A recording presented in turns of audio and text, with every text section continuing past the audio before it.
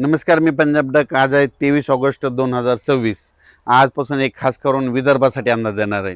विदर्भातल्या शेतकऱ्याला अमरावती जिल्हा आहे, तर अमरावती जिल्ह्यामध्ये 25, 26, 27च्या दरम्यान चांगला जोराचा, काही ठिकाणी मुसळधार, अतिमुसळधार पाऊस अमरावती जिल्हा, वर्धा, भंडारा, गोंदिया, चंद्रपूर, यवतमाळ, अकोला जिल्हा ह्या परिसरामध्ये ह्या म्हणजे 4-5 दिवसामध्ये चांगला जोराचा पाऊस पडणार आहे. म्हणून विदर्भवासियासाठी आनंदाची बातमी. पश्चिमी विदर्भामध्ये बुलढाणा जिल्ह्यात देखील चांगला पाऊस असणार आहे, म्हणून त्यांनी देखील अंदाज लक्षायचा. हिंगोली, वाशिमकडे पाऊस पडणार आहे. सर्वदूर नाही, पण भाग बदलत पडणार आहेत. पिकाला दिलासादायक असणार आहे, म्हणून हे लक्षायचं. नांदेड जिल्ह्यात आज दुपारनंतर आणि रात्रीच्याला चांगला रिमझिम पाऊस सुरू राहणार आहे, म्हणून नांदेडकरांनी अंदाज लक्षायचा. यवतमाळ जिल्ह्यात आज रात्रीच्याला चांगला जोराचा पाऊस चालू राहणार आहे. यवतमाळ जिल्ह्यातून अंदाज लक्षायचा. तेलंगणात देखील आज बऱ्याच भागामध्ये रात्रीच्याला पाऊस असणार आहे, म्हणून तेलंगणातल्या शेतकऱ्यांना लक्ष द्यायचा.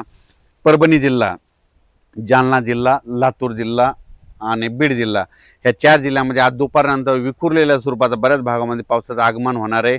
सर्वदूर काही पडणार नाही, पण भाग बदलत पिकाला जीवदान ठरणारा असा पाऊस असणार आहे, म्हणून हे लक्ष द्यायचं. सोलापूर जिल्ह्यात आज देखील सांगोला परिसरामध्ये, पंढरपूर, आटपाडी तिकडे देखील चांगला पाऊस असणार आहे, म्हणून त्यांनी देखील लक्ष द्यायचं. त्याच्यानंतर इकडं श्रीगोंदा, अहिल्यानगरकडं तिकडे देखील आज बऱ्याच भागामध्ये पावसाचं आगमन असणार आहे. पाथर्डी त्या परिसरामध्ये, म्हणून त्यांनी देखील अंदाज लक्ष द्यायचा. कोकणपट्टीमध्ये कोल्हापूरपासून राधानगरी असा पाऊस पालघरपर्यंत त्या कोकणातला पाऊस चालूच राहणार आहे सरीवसरी, म्हणून ते लक्षात द्यायचं. पण त्याच्यानंतर पुण्याला देखील आज सरीवसरी येत राहतील, म्हणून पुणेकरांनी देखील अंदाज लक्ष द्यायचा. त्याच्यानंतर संगमनेर, अकोल्याच्या सरीवसरी चालूच राहतील. तिथं नाशिककडं इगतपूर इकडे पाऊस पडत असल्यामुळे नाशिककडे देखील सरीवसरी पाऊस राहतील, म्हणून त्यांनी देखील अंदाज लक्ष द्यायचा. धुळे, जळगाव, नंदुरबार तिकडं मात्र 26, 27, 28च्या दरम्यान तिकडे देखील चांगला पाऊस येईल, म्हणून त्यांनी देखील अंदाज लक्ष द्यायचा. सर्वदूर पडणार नाही, पण विखुरलेल्या स्वरूपाचा असणार आहे. फक्त चांगला मोठा पाऊस फक्त अमरावती जिल्हा, इकडं अकोट तालुका, मोर्शी अमरावती जिल्ह्यातला मोर्शी तालुका, त्याच्यानंतर इकडं बेतूल, मध्य प्रदेशमधलं बेतूल, इकडं त्याच्यानंतर अचलपूर, दर्यापूर, त्याच्यानंतर इकडं उमरेड, वर्धा, नागपूर, भंडारा, गोंदिया, त्याच्यानंतर इकडे यवतमाळ, किनवट ह्या परिसरामध्ये मात्र चांगला पाऊस असणार आहे, म्हणून विदर्भासाठी हे जोराचा पाऊस असणार आहे, म्हणून विदर्भ शेतकऱ्यांनी अंदाज घ्यायचा. संभाजीनगर जिल्ह्यामध्ये तुम्हाला सांगू इच्छितो, इकडं सिल्लोड, नेल्लोड, त्याच्यानंतर इकडं सोयगाव, चाळीसगाव त्या परिसरामध्ये देखील ना आज बऱ्याच भागात पाऊस सुरू होईल. आणि संभाजीनगरकडे देखील विखुरलेल्या स्वरूपाचाच पाऊस आहे, सर्वदूर काही पडणार नाही, म्हणून त्यांनी देखील अंदाज लक्ष द्यायचा. त्याच्यानंतर राज्यात सगळीकडे असा म्हणावं तसा पाऊस पडणार नाही, विखुरलेल्या स्वरूपाचा 10 मिनिटाचा, 20 मिनिटाचा असाच पाऊस पडणार आहे, म्हणून अंदाज लक्ष द्यायचा. फक्त जोराचा पाऊस फक्त विदर्भातच पडणार आहे, म्हणून विदर्भासाठीच हे खास करून आनंदाची बातमी आहे. त्याच्यानंतर परत सप्टेंबरमध्ये मात्र परतीचा पाऊस एक शेतकऱ्याला तारणार आहे, म्हणून ते एक अंदाज आताच लक्षात घ्यायचा. 25 ऑगस्ट, 26, 27, 28च्या दरम्यान चांगला पावसाचा जोर विदर्भातच राहणार आहे, म्हणून हा विदर्भ शेतकऱ्यासाठी आनंदाची बातमी.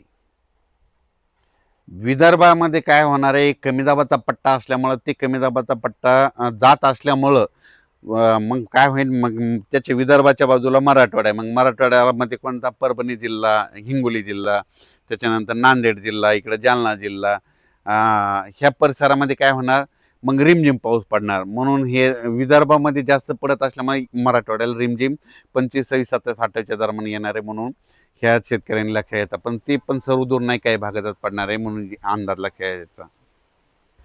हे पाऊस महाराष्ट्रामध्ये ह्या महिन्यात कशामुळे नाही आलं, तर त्याचं खरं कारण सांगतो. की काय होतं आहे की विशाखापट्टणम ते भुवनेश्वरच्या जवळजवळ कमी दाबाचे पट्टे तयार झाले, तर ते काय होतात, ते सरळ नागपूरकडे येतात. नागपूरकडून काय होतात, इकडं अमरावतीकडून इकडं बैतूलहून इकडे इंदोरकडे जात असल्यामुळे एका पाठोपाठ जवळपास 3 लो प्रेशर कमी दाबाचे पट्टे तिकडंच चालले. तर मग तिकडं जात असल्यामुळे महाराष्ट्रातलं सगळं बाष्प तिकडे खेचलं जाते, म्हणून महाराष्ट्रातला सध्या पाऊस बंद आहे. त्याच्यामुळे महाराष्ट्रात एवढा जोर धरून पाऊस नाही. मग महाराष्ट्रात जोर धरण्यासाठी तुम्हाला सांगू इच्छितो की मछलीपट्टम आहे, म्हणजे इकडे चेन्नईकडे मछलीपट्टम आहे. त्या मछलीपट्टममध्ये काय होतं, सप्टेंबरमध्ये तिकडे कमी दाबाचे पट्टे तयार झाले त्यानंतर ते पाऊस काय होतो तेलंगणाकडे येतो, तेलंगणातून महाराष्ट्राकडे येतो. म्हणून मग महाराष्ट्रात जर पाऊस चांगला पडायचा असेल तर इकडं मछलीपट्टा, इकडं तेलंगणामध्ये कमी दाबाचा पट्टा होणं गरजेचं आहे. पण भुवनेश्वरकडे कमी दाबाचे पट्टे झाले की ते सरळ पाऊस नागपूरकडे जातो, नागपूरकडून मध्य प्रदेश, इकडं उत्तर प्रदेश, इकडं गुजरातकडे तो पाऊस जात असल्यामुळं महाराष्ट्रातला पाऊस कमी आहे. दुसरं काही याच्यामध्ये काही कारण नाही. त्याच्यानंतर हे सगळीकडे काय व्हायचं, सरळ 3 एका पाठोपाठ 3 कमी दाबाचे पट्टे केले. आणि आता जे नंतर सप्टेंबरमध्ये जे कमी दाबाचे पट्टे येणार आहेत ते काय होणार आहेत, परत अरबी समुद्रात देखील मान्सूनसाठी पोषक वातावरण तयार होणार आहे. त्याच्यानंतर इकडं मछलीपट्टम, इकडं चेन्नईकडे देखील चांगलं सक्रिय होणार आहे. मग तिकडं वातावरण सक्रिय झाल्याच्या नंतर ते पाऊस महाराष्ट्राकडे सप्टेंबर ऑक्टोबरमध्ये असणार आहे. म्हणून शेतकऱ्याला सांगू इच्छितो या ऑगस्ट महिन्यामध्ये सर्वदूर पावसाची अपेक्षा धरू नका. फक्त विदर्भातच पाऊस पडणार आहे, तेच कारण ते कमी दाबाचे पट्टे त्या साईडनं जात असल्यामुळं. आणि सप्टेंबर मात्र आपल्याकडं ते कमी दाबाचे पट्टे इकडून तयार होते आणि ते पाऊस आपल्याला येणार आहे. म्हणून हे शेतकऱ्यांनी अंदाज लक्षात घ्यावा.